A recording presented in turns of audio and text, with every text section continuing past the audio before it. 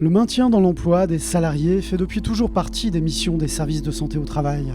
Cette mission multipartenariale implique différents acteurs qui œuvrent sur cette thématique, comme Pôle emploi, Cap emploi, la CARSAT, la MDPH ou la CPAM, qui travaillent aux côtés des équipes pluridisciplinaires des services de santé. Dès que le salarié a une difficulté de santé ou une usure physiologique, il s'agit de réfléchir à sa capacité à rester en emploi dans son entreprise avec un aménagement de poste, dans son entreprise avec un autre poste, soit ailleurs dans une autre entreprise avec une reconversion professionnelle.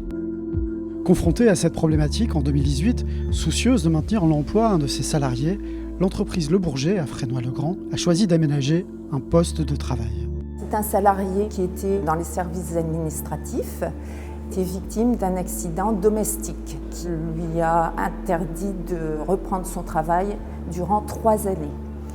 Au bout de 3 années, on a réussi à lui redonner l'opportunité de reprendre son travail, mais un travail aménagé. On ne peut pas aménager un poste si on n'a pas l'aval de la médecine du travail et sa vision. Et nous ne l'avons pas forcément en tant qu'employeur. Le service de santé apporte sa vision en mettant à disposition les compétences d'une équipe pluridisciplinaire. C'est dans cette dynamique que l'ergonome du service de santé, après concertation avec le médecin du travail et la responsable des ressources humaines de l'entreprise, a accompagné le salarié concerné et a notamment préconisé l'achat de matériel adapté. Mon objectif était vraiment d'aménager le poste de M. Dacosta face aux capacités fonctionnelles du salarié liées à son accident.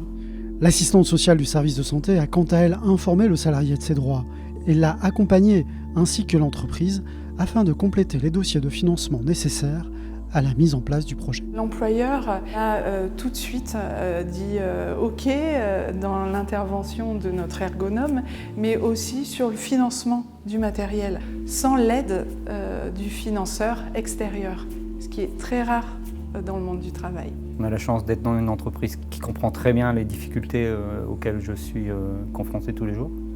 Je n'ai eu aucun refus, de la part de la direction, franchement, non, très bien.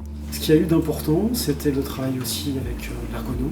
Oui, tout le matériel qui a été mis en place, une souris ergonomique, un support de poignet, une chaise, on va dire, adéquate, un support de documents, ça aide énormément.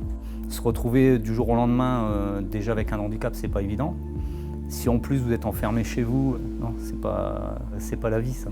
Permettre à un salarié, après un tel accident, de pouvoir reprendre un travail, de retrouver un contact avec ses anciens collègues, c'est quelque chose de sublime et je pense qu'on lui a redonné le goût à la vie. Et l'accompagnement est constant.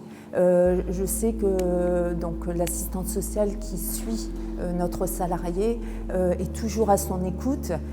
Il peut se rapprocher d'elle à tout instant et nous, on a les remontées aussi en tant qu'employeur. L'employeur seul n'y parviendrait pas. On voit trop souvent encore le service de santé au travail exclusivement à travers le suivi individuel et les visites médicales qui sont de toute façon réglementaires et c'est notre cœur de métier. Mais aujourd'hui, nous avons décidé en partenariat avec nos entreprises, avec nos adhérents, je dirais de valoriser ce que l'on fait, ce que les équipes font depuis toujours dans le retour à l'emploi et peut-être que les salariés viendront davantage vers nous pour les aider le plus précocement dans le retour à l'emploi. Et j'oublie pas les partenaires qui sont les médecins généralistes et les médecins spécialistes, et les médecins conseils des caisses primaires et avec qui on doit travailler pour, je dirais, un retour à l'emploi le plus vite possible et dans les meilleures conditions possibles et surtout pérennes. Au sein de l'entreprise MBK Industrie, une autre action mise en place par le service de santé au travail de l'Aisne illustre parfaitement cette attention portée à la pérennité du maintien en l'emploi. J'étais cintreur. Et donc c'est des gestes répétitifs toute la journée, pendant 8 heures. J'ai eu un souci avec le membre supérieur gauche. Au début, je me suis dit ouais, c'est une tendinite, bon ça va peut-être passer. Mais il s'est avéré que c'était des tendinites répétitives. Donc je me suis dit là, il y a vraiment un problème, ça ne guérit pas. En premier, j'ai été voir mon médecin traitant qui m'a dirigé pour faire des échos et puis un IRM. Et là, on m'a détecté un tendon qui était abîmé sur 8 mm.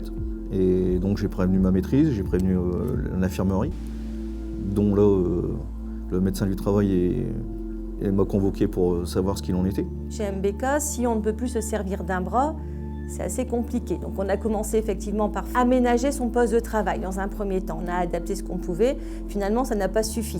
Donc assez rapidement, on s'est orienté vers une reconnaissance en qualité de travailleur handicapé, de façon à mettre d'autres choses en place. Et on a déterminé 2 postes. Malheureusement, ça n'a pas été. Et c'est là qu'on s'est dit, bon, là, on passe sur une phase bien plus importante, c'est-à-dire qu'on est plutôt là sur le bilan de compétences, parce qu'on va partir cette fois-ci sur une reconversion professionnelle. On lui a permis de réaliser un bilan de compétences, justement pour dire, vous savez faire plein de choses, vous avez des connaissances techniques, vous savez régler votre machine, vous êtes autonome sur votre... Donc maintenant, on va regarder par rapport à différents métiers. Et à partir de là, je me suis dit, pourquoi pas tenter le coup, quoi. Et là, la chance qu'on a eue concernant M. Mercier, c'était de pouvoir lui proposer un poste au niveau des méthodes centrales, parce qu'il y allait y avoir un départ en retraite. On travaillait régulièrement avec Frédéric lors de la mise au point de processus, notamment de cintrage. Donc, sa rigueur au quotidien et sa compréhension d'une mise au point de pièces était déjà connue. C'est malgré tout 2 métiers quand même complètement différents, donc forcément il faut passer par une phase de formation. Donc à nous de définir un plan, étape par étape, et puis d'amener Frédéric à développer sur ordinateur des outillages complets en 3 dimensions, puis en plan 2D. Ça me change, quoi, parce que en arriver là, c'est pas permis à tout le monde. Et moi, je trouve que je suis fier de moi parce que je donne du meilleur de moi-même, quoi, pour rendre tout le monde satisfait. Ce qui me satisfait dans ce cas de figure, c'est que M. Mercier soit toujours présent et que quand je le croise, il a le sourire.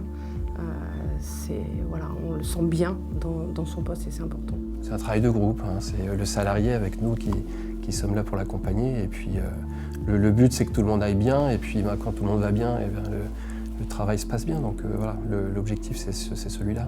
Moi, ce qui me satisfait, c'est qu'on a réussi à répondre à un besoin salarié, à une problématique santé, et surtout qu'il puisse rester dans l'entreprise, parce que le fait de rester dans l'entreprise avec son ancienneté, ses collègues, et d'avoir été écouté et pris en compte, moi, je pense que c'est important. C'est vraiment, pour moi, je trouve une réussite. Quand le maintien dans l'emploi fonctionne, ce qui me réjouit, c'est la poignée de main, même si elle n'est pas très d'actualité, du salarié, qui est vraiment content de garder son emploi. Et qui a tout fait lui aussi de son côté pour le garder, et l'employeur qui garde quand même un salarié avec une performance, une intégration dans son collectif de travail. Et c'est du gagnant-gagnant en fait, parce que l'employeur garde la compétence et le salarié garde un emploi. Donc tout le monde gagne en fait finalement.